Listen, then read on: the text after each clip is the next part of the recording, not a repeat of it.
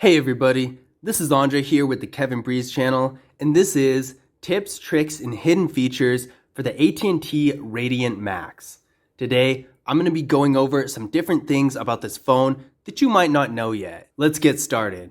So the first thing I want to show you guys is a feature called adaptive brightness. So what this does is adjusts the lighting of the phone based on your environment. So if you're in a super bright area, the phone's brightness is going to increase so you can see the phone better. But if you're in a darker setting, then the brightness is going to go down because in that type of setting, you won't need it to be as bright. This is a really useful feature because it'll still allow you to be able to see the phone, but it's also going to save battery because when you have your brightness at 100% all the time, it can be a little draining. So how do we get there? We're going to hit settings, go down to display, and right here, adaptive brightness, we're going to hit that and we're going to toggle this on.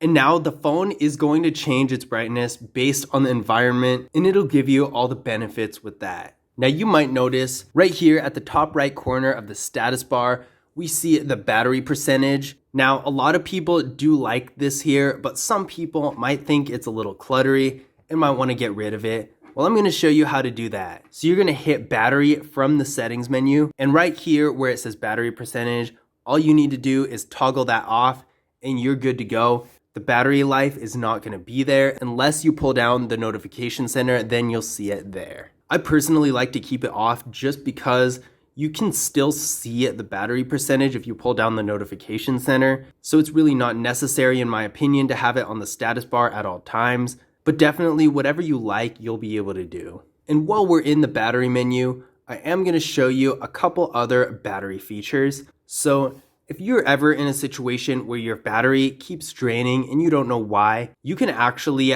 look at a report that shows which apps and which activities are using your battery the most.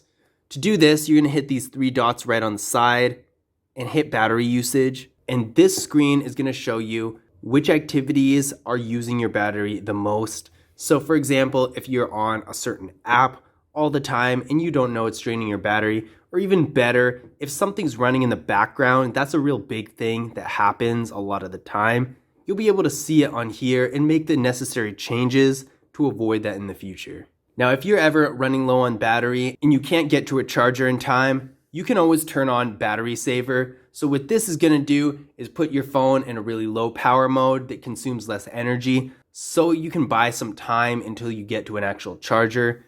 Now, I would suggest not to touch this part. What this does is turns off battery saver as soon as your phone is charged. If you do keep it on when the phone is charged, it's probably going to mess with your performance in a bad way because it does reduce a lot of the activity that your processor does in order to save battery. So definitely not a good idea to have battery saver on unless you really need it. Now I'm going to show you a really easy way to get to your camera. So normally you would just open your camera app, but also wherever you are on your phone, you can just double tap the power key and it'll open your camera. When you do this, this little menu is going to come up, and this is a good opportunity to use a different app that uses the camera. For example, Snapchat if you want to capture a quick moment, or an alternate camera app like Open Camera.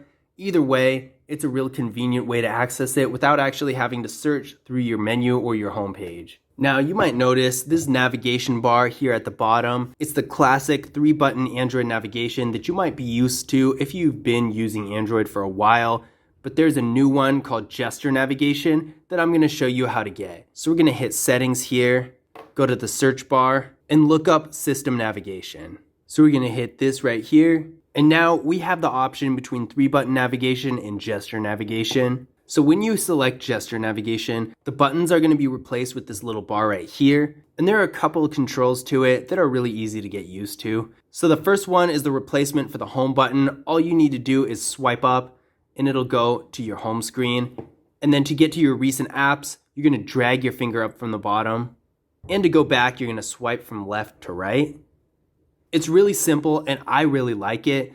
But if you don't, if you want the buttons, then it's just as easy to keep it on that. It does come with the buttons by default, so that should be no problem. So the next thing I'm going to show you is probably one of the first things you're going to want to do when you get the phone, and that is customizing the home screen. When you get a new phone, it's always fun to set it up, personalizing it to the way you want it to be. And you can technically do this through the settings, but this is a much easier way to do it. So you're just gonna put any finger on the home screen and hold for a second.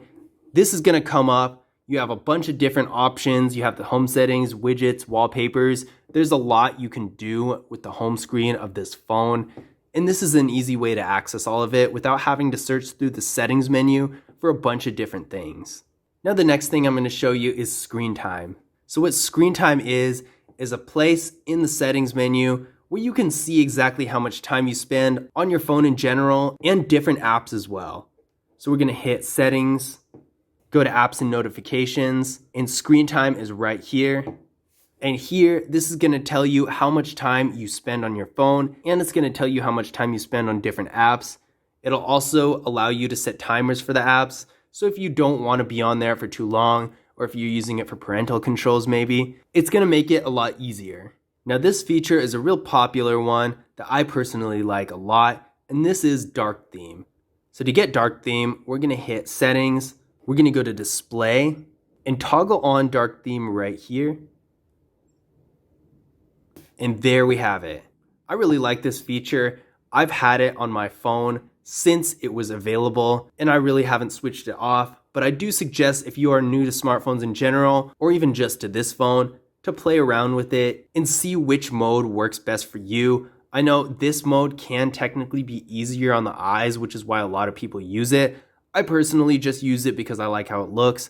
But you can definitely do whatever you want, whatever you feel comfortable with, but it's really easy to turn on. That's all you have to do. And then to switch it back, you just press the same button, of course. Now the next thing I'm going to show you is called Autorotate Screen. That is when you turn your phone on the side and the screen will flip to its side. So there are really two ways to do this. The first way, which is more of the hard way, is to press settings, go to display, hit advanced, and then right here we have auto rotate screen, we toggle that on. Now that's not really hard, but it is a few different steps. Whereas if you want, you can pull down the notification center and see this right here. All you need to do is tap that. When it's grayed out, that means it's off. And when you want to turn it on, you can hit that and it'll be filled in. So easy, to the point where I wouldn't actually go to the settings unless I happened to be there already and saw that option and wanted to change it right then and there.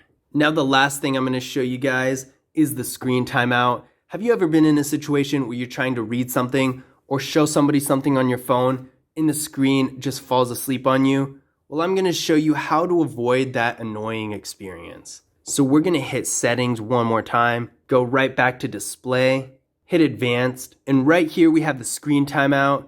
We're just going to select that. And now you have a bunch of different options from 15 seconds to indefinite, depending on what your needs are. I don't think either extreme is that great. If it's only 15 seconds, then it's going to be falling asleep on you all the time before you can even really do anything. Then if you forget to lock the screen, it could just stay like that and completely drain your battery really easily. So I don't really think that's great either. I do think it's a good idea to play around with this and see what works best for you. Just know it's so easy to change, just a click of a couple buttons and you'll be right there. But this is tips, tricks, and hidden features for the AT&T Radiant Max. I hope you guys enjoyed the video and hopefully you learned something useful as well. If you want to get any more info on the phone itself, be sure to watch the full review of the device on the channel. And for pricing and availability, definitely check the link in the description because that stuff is always changing. But as always, I will see you guys in the next video.